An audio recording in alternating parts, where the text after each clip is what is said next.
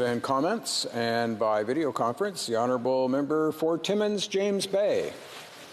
Thank you, Mr. Speaker, and I want to thank my honourable colleague for an excellent speech. I felt I should have written it with him at some points because we spent so much time together studying this and pushing government for action. So there are some key elements in this legislation that certainly comes from our work together on the Ethics Committee.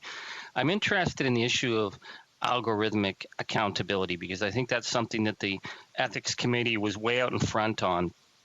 And you know, when I look at the legislation, the other legislation about having, you know, Facebook and Google under CRTC, I feel like it's like the best idea for the 1990s when we're dealing with algorithmic powers that are pushing extremist content, that are pushing, you know, Holocaust denial, and we've seen how that is the real driver on the big social media platforms and the inability of parliamentarians to actually look inside that black box. I'd ask my honourable colleague about how he would suggest that we actually get some stronger accountability mechanisms on the algorithms that are pushing the content and driving people to certain sites and to certain conversations. I thank the member for his question. I thank the member for his question, and I'm looking forward to getting back to the Ethics Committee to work with the member from Timmins James Bay on these issues.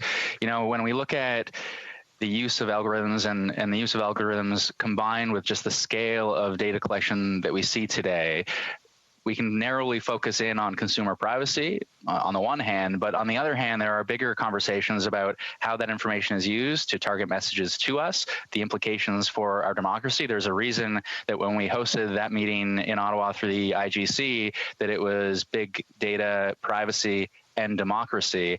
And in terms of algorithmic accountability specifically, I would say I am not certain yet what the perfect solution looks like, but I have always been interested in the work of the Treasury Board, actually, in respect of algorithmic impact assessments.